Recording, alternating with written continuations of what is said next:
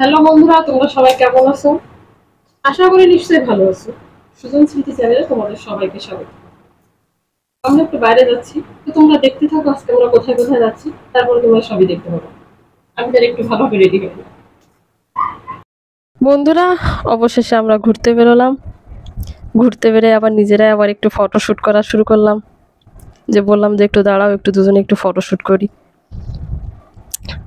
এবার ফটোশুট করে অবশেষে আমরা অটোতে উঠলাম। অটোতে উঠে আমরা সেই দাদার বাসায় ঘুরতে যাচ্ছি। একটু দুই সাইড দিয়ে একটু দেখছিলাম যে কেমন প্রকৃতি কেমন লাগছে। এদিকে তো সে বাতাসে আমার সে চুলের অবস্থা, সে বেহাল দশা। সে চুল ঠিক করতে করতে সে পুরোটা সময় মনে হয় চলে গেল।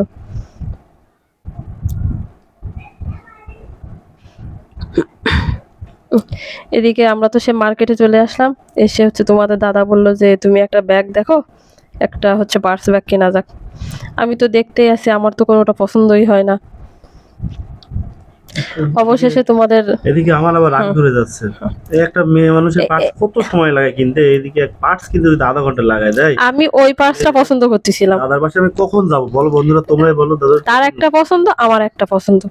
তো অবশেষে তার পছন্দ একটা, আমি অবশেষে তার পছন্দের এই ব্যাগটাই আমার নেওয়া লাগলো। আমার অবশ্য আগের ওই ব্যাগটাই আমার বেশি পছন্দ ছিল, কিন্তু কি আর করা, এখন তো একটু লেটেস্ট চলে বন্ধুরা। এখন তার পছন্দেরটাই আমার নেওয়া লাগলো।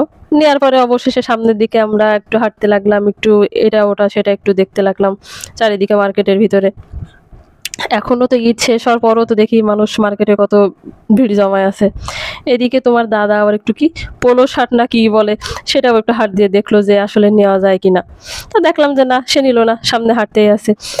এবার আমার সামনে দেখে একটা দোকান, ব্যাকপার্টের দোকান। আমার ফোনের ব্যাকপার্টটা অনেকদিন চেঞ্জ করা হয়নি, ব্যাকপার্ট এটা আর হচ্ছে স্ক্রিন প্রোটেক্টর একটু চেঞ্জ করতে হবে। তোমার দাদা একটু দাঁড়ায় দেখছিল যে আসলে পছন্দ হয় কি। তারপর ফোনটা বের করলো যে হচ্ছে ফোনের সাথে হচ্ছে ব্যাকপার্ট ঠিক হয় কিনা। তাই আমার ব্যাগের থেকে ফোনটা বের করে একটু দেখালো। সেগুলো দাম শুনলাম, আসলে দামটা আমাদের সাথে ঠিক হয় কিনা। তারপর আঙ্কেলের সাথে দাম শুনলাম, দাম শুনে আমাদের পছন্দ হলো, তারপর ফোনটা দিলাম। তিনি অনেক চেষ্টা করে একটি প্রোডাক্টর খুঁজে বের করলো, বের করে আমাদেরকে বললো যে এটাই ভালো হবে। তো আমরা বললাম আচ্ছা ঠিক আছে, তা ওটা তাহলে লাগিয়ে দেন, আমরা টাকা পে করে দেব। তারপরে উনি ফোনটা নিয়ে দেখলাম অনেক যত্ন করে সেটা লাগানোর জন্য ওই যে মোছামুছি করছে, অনেক কিছু করছে। আমরা সেখানে আর কি দাঁড়ায় দেখলাম। ওনার ব্যবহারটা খুবই ভালো লাগলো। তারপর হচ্ছে দেখলো যে আসলে কেমন হয়েছে। তা দেখলো যে না, ভালোই হয়েছে। দেখো তোমার দাদা হয় কতটা লম্বা, তারে তো সে আমি ক্যামেরার মধ্যে মানে ধরতেই পারতেছি না। সে তো মাথা নিচু করে দোকানের মধ্যে ঢুকে গেছে, এমন একটা অবস্থা। তারপর দেখো আমার ফোনের ব্যাকপার্টটা কেমন দেখাচ্ছে। হ্যাঁ, হয়তো খুব একটা ভালো না, তারপর মোটামুটি ওই যেটা চলে আর কি। কালারের সাথে মিল করে আর কি ব্লু কালারটা নিলাম জাস্ট, আর ফোনটা লাগানো মানে ওই কিরে কিরে মধু মধু, না না, রসমালাই রসমালাই, এই সেই বিখ্যাত তরমুজের ভাইরাল ডায়লগ বাংলাদেশে। তা আমরা সেখানে একটু দরদাম করছিলাম, করার পরে অবশ্যই এখন একটু গরমকাল তো দামটা একটু বেশি যাচ্ছিল, যার কারণে আমরা না নিয়ে সামনের দিকে আগলাম।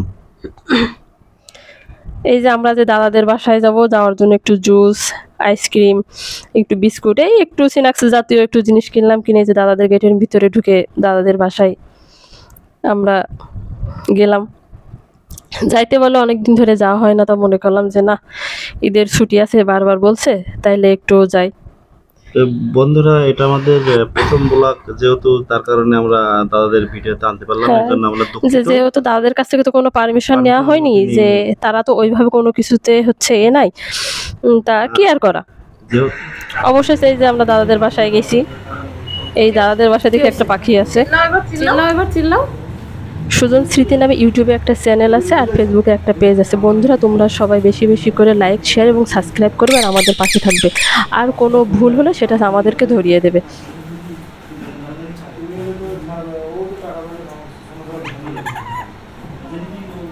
আজকের মতন বাই বাই, টাটা।